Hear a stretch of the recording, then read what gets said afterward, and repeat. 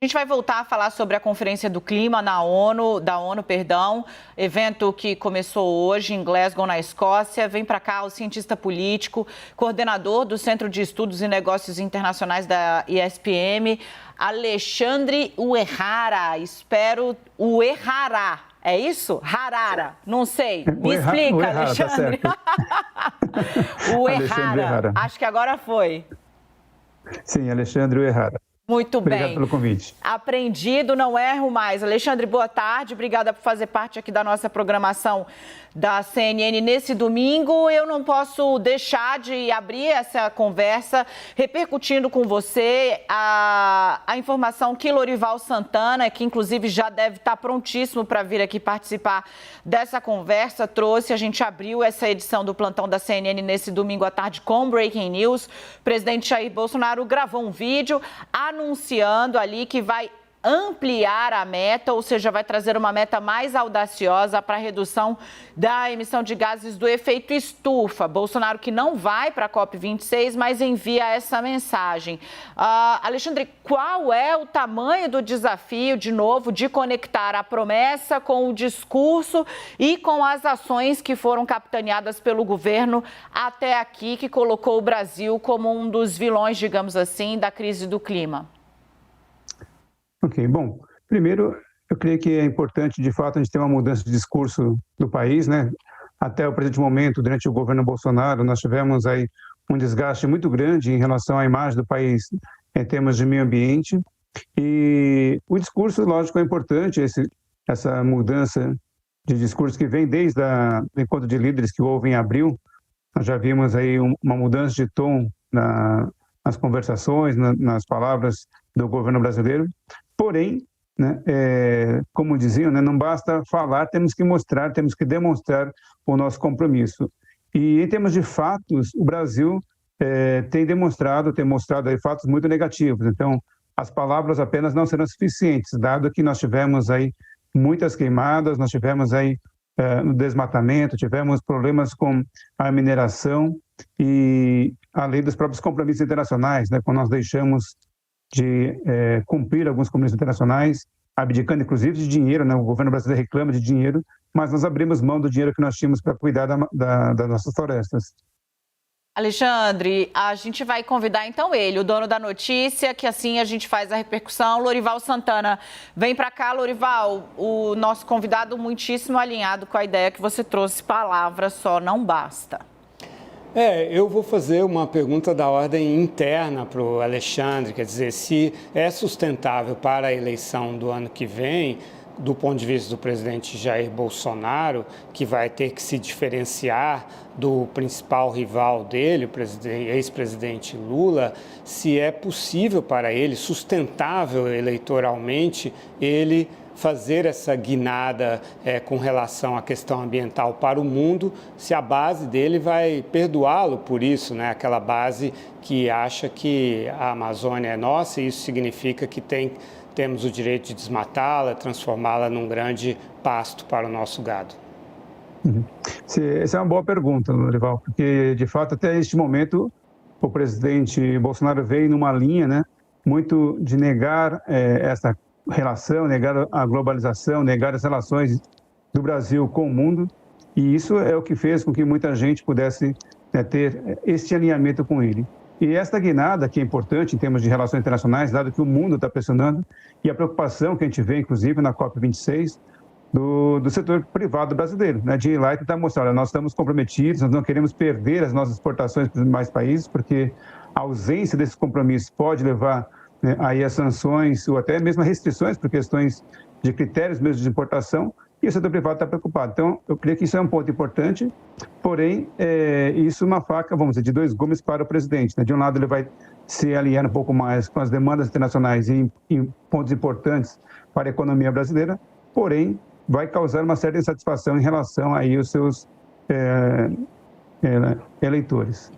Você chegou agora, a gente está conversando com o Alexandre Uerrara, ele é cientista político, coordenador do Centro de Estudos e Negócios Internacionais da ESPM, traz aqui para a gente um olhar, a gente abriu essa entrevista repercutindo a informação que o Lorival Santana trouxe aqui na CNN, na abertura do nosso plantão desta tarde, e o Alexandre está nos explicando o tamanho do desafio, já que a palavra só não vai bastar, o Brasil vai ter que conectar com ações concretas, a promessa que está fazendo para mudar um pouco essa cara de vilão que ganhou no mundo em relação à crise do clima. Para a gente ter uma ideia do tamanho da guinada que representa essa informação que que o Lorival está dando a respeito do presidente Jair Bolsonaro, o nosso chanceler, o ex-chanceler, né, o primeiro chanceler e o mais longevo até agora da gestão Jair Bolsonaro, era uma pessoa que negava o aquecimento global, né? Negava com base naqueles termos, assim, os mais simplórios possíveis. Ele dizia, tá aí uma geada enorme e as pessoas falando em aquecimento global, entendimento precário, para dizer o mínimo, e ficar num termo ameno. E aí a minha pergunta é, o quanto esse histórico, Alexandre, o quanto esse histórico contribui, digamos assim, para a desconfiança diante do que vai vir, porque, de novo, né, mesmo com já o vídeo gravado anunciando essa meta, o presidente Jair Bolsonaro concedeu entrevista a uma rede de TV italiana e repetiu que floresta úmida Amazônia não pega fogo, portanto a história do desmatamento é fake news.